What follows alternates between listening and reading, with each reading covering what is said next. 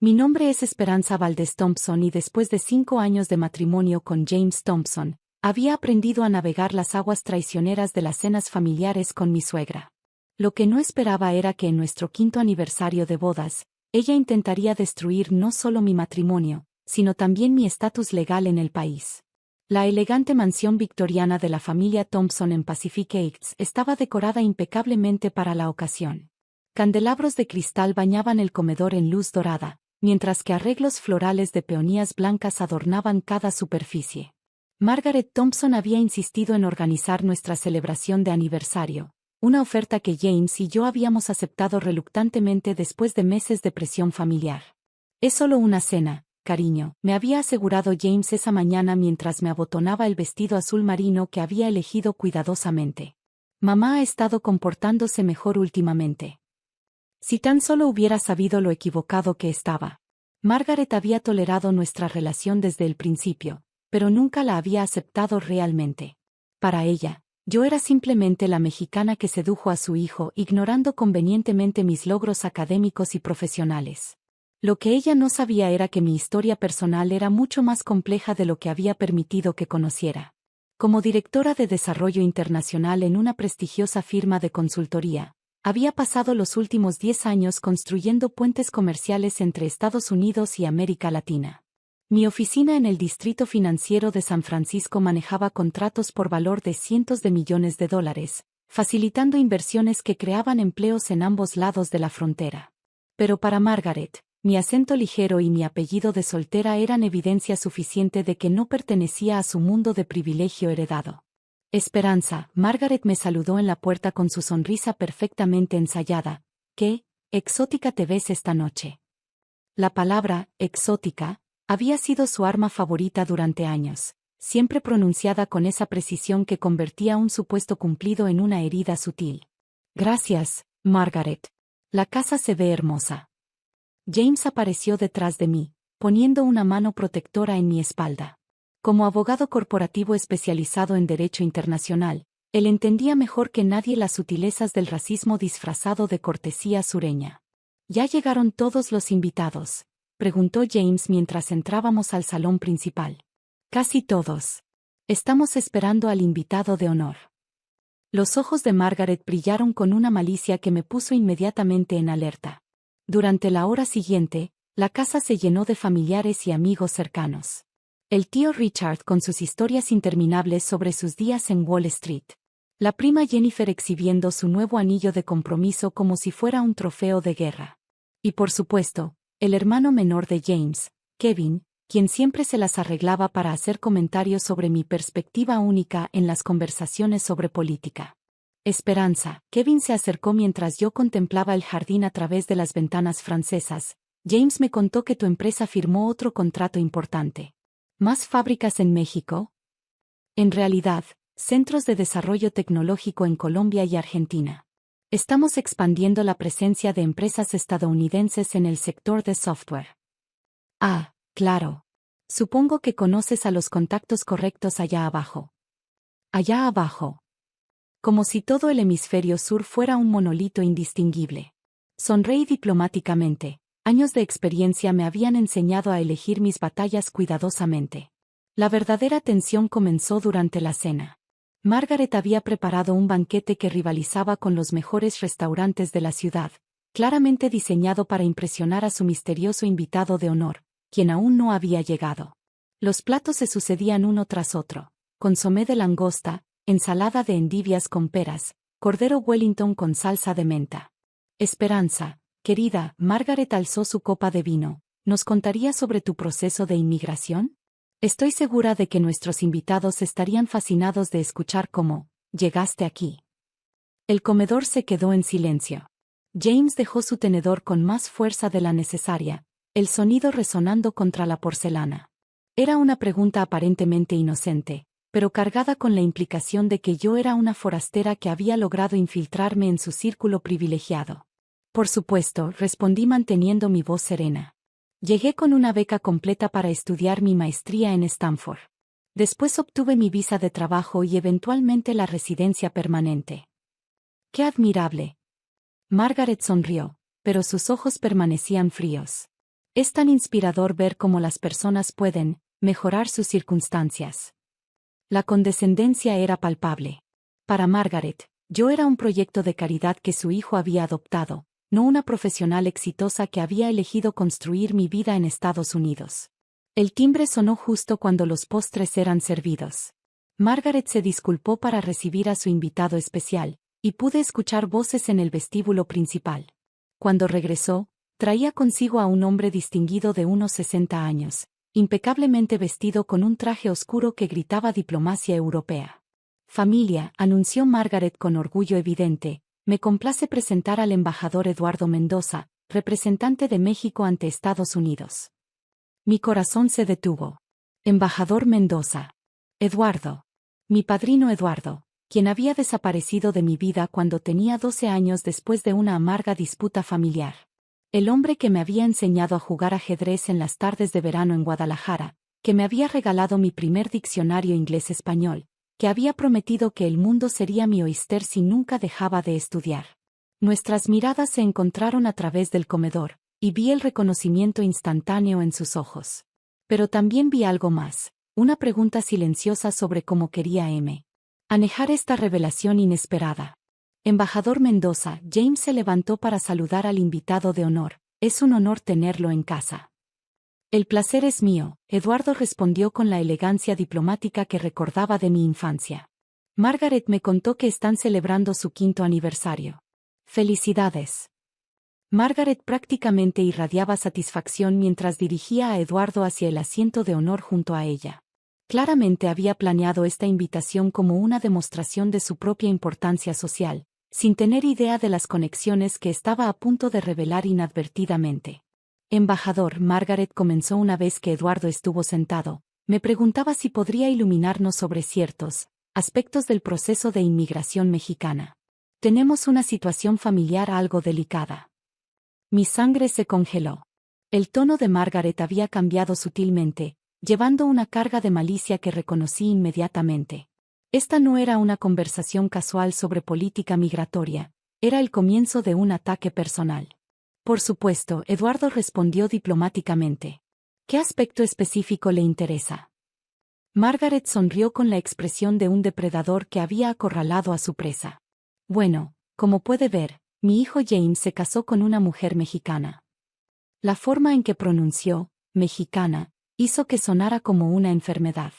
Y últimamente he estado preocupada sobre la legitimidad de su estatus en este país. El silencio que siguió fue ensordecido. James se puso rígido en su silla, claramente horrorizado por la dirección que estaba tomando la conversación. El resto de los invitados intercambiaron miradas incómodas, pero nadie se atrevió a interrumpir. Vera, embajador. Margaret continuó, claramente disfrutando el momento. Tengo motivos para creer que el matrimonio de mi hijo es una farsa. Una unión conveniente para obtener beneficios migratorios. La acusación cayó como una bomba en el comedor elegante. Podía sentir las miradas de todos los invitados, algunas curiosas, otras compasivas, todas incómodas con la brutalidad pública de la declaración de Margaret. Mamá. James se levantó abruptamente, su rostro rojo de ira. ¿Qué diablos estás diciendo? Siéntate, James. Los adultos están hablando. Margaret y siquiera lo miró, manteniendo su atención fija en Eduardo. Embajador, estoy segura de que usted entiende la importancia de proteger la integridad de nuestro sistema migratorio. Eduardo permaneció imperturbable, su expresión diplomáticamente neutra. Ciertamente. ¿Y qué evidencia tiene de estas acusaciones? Margaret sonrió triunfalmente, sacando una carpeta que había estado escondida bajo su servileta. He estado investigando los antecedentes de Esperanza, su familia en México, sus registros financieros, su historial de visas. Mi corazón latía tan fuerte que estaba segura de que todos podían escucharlo. No por miedo, sino por la indignación pura de que esta mujer hubiera violado mi privacidad tan extensamente. ¿Y qué descubrió? Eduardo preguntó, su voz manteniéndose cuidadosamente neutral. Irregularidades. Periodos de tiempo sin explicar en sus registros educativos. Cambios de apellido. Connections familiares que no coinciden con su historia oficial. Margaret abrió la carpeta, esparciendo documentos por la mesa como si fuera evidencia en un juicio. Todo apunta a una identidad fabricada, diseñada para facilitar el fraude migratorio. Y es suficiente. James golpeó la mesa con tanta fuerza que las copas de vino temblaron. No voy a permitir que ataques a mi esposa con estas mentiras ridículas. No son mentiras, hijo. Y es hora de que enfrentemos la realidad. Margaret se dirigió directamente a Eduardo. Embajador, necesito su ayuda para iniciar el proceso de deportación. Esta mujer ha engañado a mi familia durante demasiado tiempo. El silencio que siguió fue absoluto. Incluso los sonidos de la cocina habían cesado, como si todo el universo hubiera pasado para procesar la magnitud de la traición que acababa de presenciar. Eduardo se levantó lentamente, su presencia llenando el comedor con una autoridad que no había estado presente antes. Cuando habló, su voz tenía la fuerza de la diplomacia internacional respaldada por décadas de experiencia. Señora Thompson, comenzó, y por primera vez desde que había llegado, su acento mexicano era pronunciado y orgulloso, encuentra sus acusaciones no solo infundadas, sino profundamente insultantes. Margaret parpadeó, claramente sin esperarse la respuesta directa. Embajador, solo estoy tratando de proteger a mi familia. Proteger. Eduardo rió, pero no era un sonido alegre. Señora, está atacando a una mujer que ha contribuido más a las relaciones entre nuestros países de lo que usted jamás entenderá. Se giró hacia mí, y en sus ojos six la misma tenura que recordaba de mi infancia. Esperanza, creo que es hora de que toda la familia conozca tu verdadera historia. El momento había llegado. Después de años de mantener mi privacidad, de proteger los detalles de mi pasado de la curiosidad invasiva de Margaret, finalmente tendría que revelar la verdad completa. Eduardo, dije levantándome para enfrentar a la mesa llena de rostros expectantes, no es necesario. Oh, pero creo que sí lo es. Su sonrisa era cálida, pero sus ojos mantenían la firmeza del acero diplomático. Especialmente considerando las acusaciones que se han hecho. Se dirigió nuevamente a Margaret, quien ahora parecía menos segura de su posición de poder. Señora Thompson, permítame aclarar algunos misterios sobre la historia de Esperanza. Eduardo caminó alrededor de la mesa, acercándose a donde yo estaba de pie. Primero, sobre su ciudadanía. Esperanza no es una inmigrante, como usted tan despectivamente la ha llamado.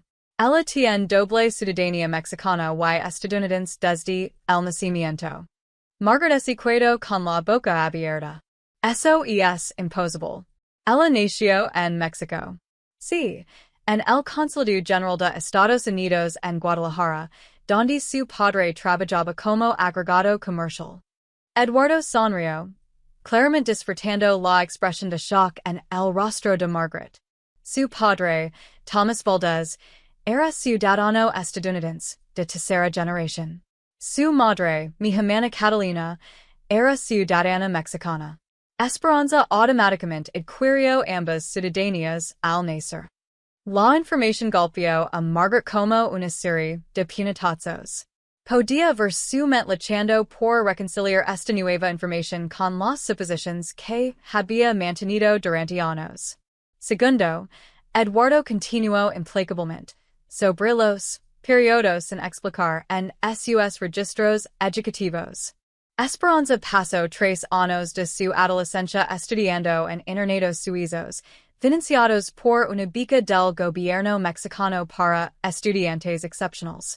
Los registros no están disponibles públicamente porque fueron clasificados como parte un programa de intercambio diplomático.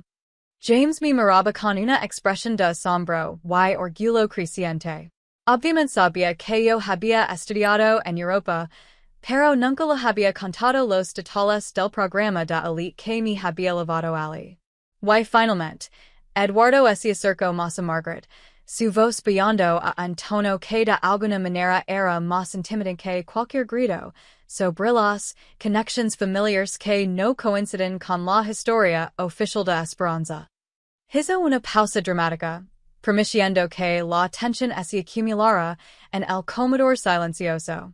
Soy Eduardo Mendoza, hermano de Catalina Valdez, tío de Esperanza, y su padrino desde el bautismo.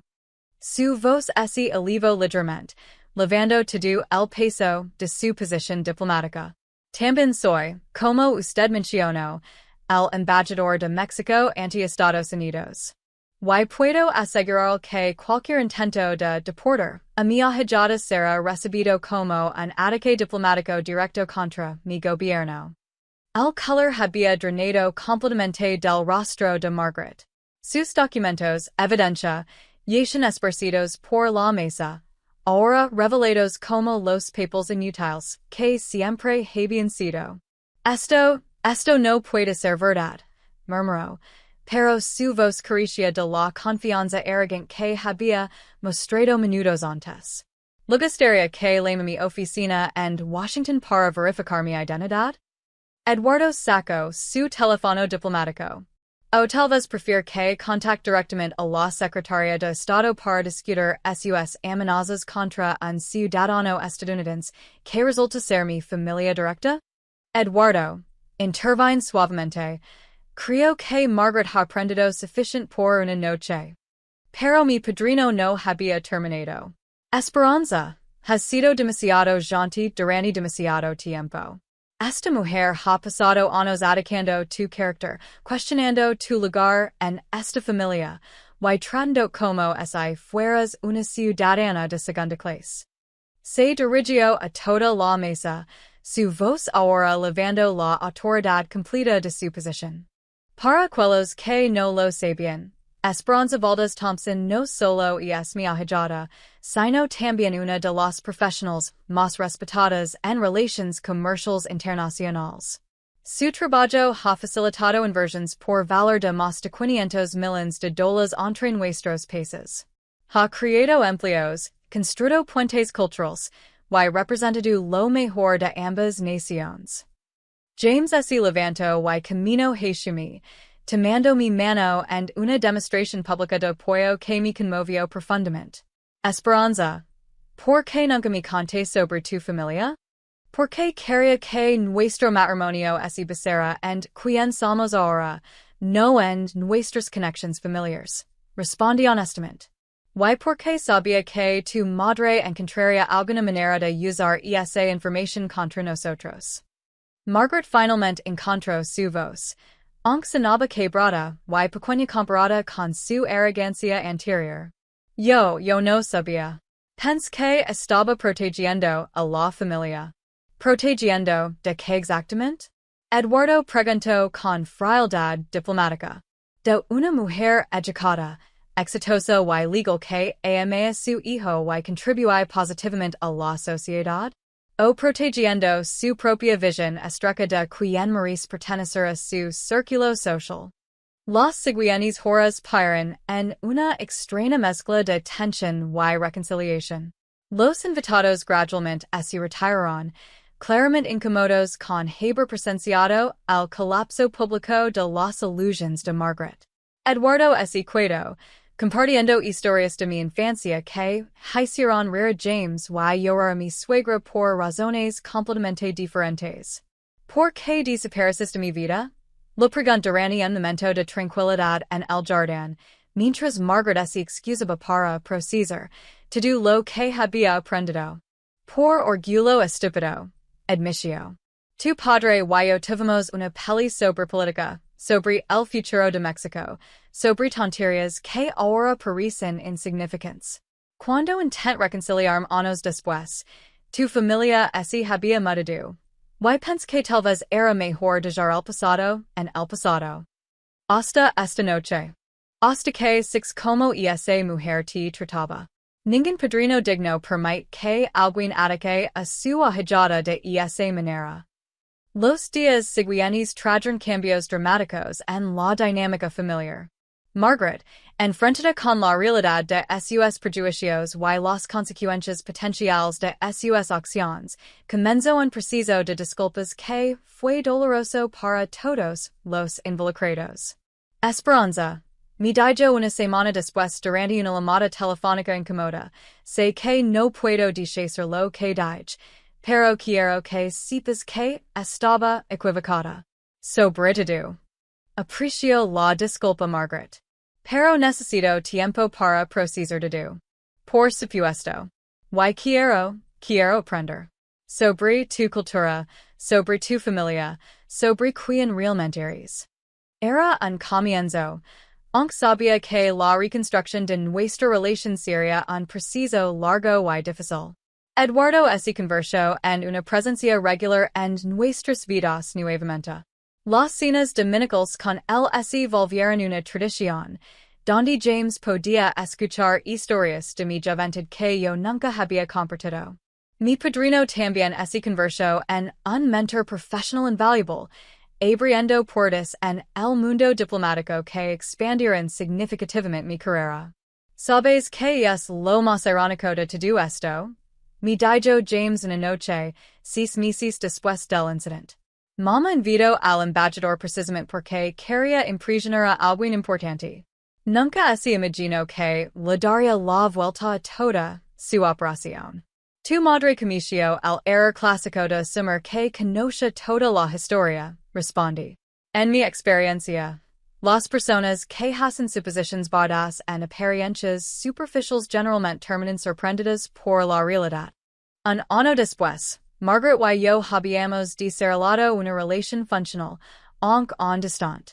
Ella había comenzado clases de español y había leído varios libros sobre historia mexicana, esfuerzos que apreciaba aunque sabía que estaban motivados más por culpa que por curiosidad genuina. El verdadero regalo de aquella noche terrible había sido la reconexión con Eduardo. Su presencia en mi vida me había recordado la riqueza de mi herencia familiar, la profundidad de mis raíces, y la fuerza que venía de honrar completamente mi identidad. Durante la celebración de nuestro sexto aniversario, esta vez organizada por nosotros en nuestra propia casa, Eduardo alzó una copa para un brindis. Por esperanza, dijo, quien me enseñó que a veces las mayores traiciones nos llevan a las mayores verdades. Y por James, quien tuvo la sabiduría de elegir una compañera que es mucho más extraordinaria de lo que su familia inicialmente entendió. Mientras moraba alrededor de nuestra mesa, llena de amigos verdaderos, colegas respetados, y familia que finalmente me conoce completamente, pensé en las palabras de Margaret aquella noche. Esta mujer ha engañado a mi familia durante demasiado tiempo. Tenía razón, pero no de la manera que había pensado. No había engañado a nadie sobre mi identidad, simplemente había permitido que sus prejuicios los cegaran a quien realmente era. Y cuando finalmente la verdad salió a la luz, resultó ser mucho más brillante de lo que cualquiera de nosotros había anticipado. El intento de Margaret de deportarme había resultado en mi elevación completa dentro de la familia y la comunidad. Su inmigrant illegal resultó ser una ciudadana con conexiones diplomáticas que ella no podría haber imaginado en sus pesadillas más salvajes. Y yo, finalmente libre del peso de mantener secretos para proteger los sentimientos de otros, pude abrazar completamente la totalidad de quien era, mexicana, estadounidense, diplomática, empresaria, esposa, y ahijada de un embajador que nunca había dejado de amarme, incluso durante los años de silencio. A veces las verdades más poderosas emergen de los ataques más crueles.